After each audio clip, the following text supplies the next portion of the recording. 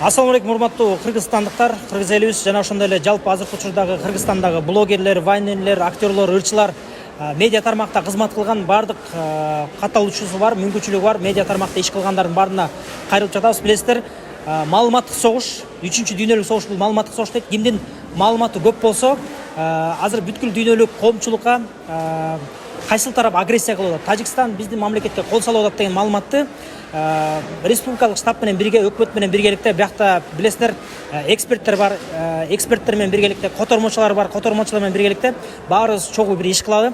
Азыр жеке кызыкчылыктарды мындай кылалы, четке коелу дагы мамлекеттик кызыкчылыгын алдыга коюп баарыбыз ишке кылалы. Ошондуктан бардык көрүнүктүү катталуучусу бар, белгилүү адамдардын баарын эртең саат мененки 10-до Кожомкул атындагы спорт ордосуна чакырабыз. Азыр байланыш номерлерди жазып коебуз. Ырчылар, блогерлер, вайнерлер баарыңыздар келип бериңиздер.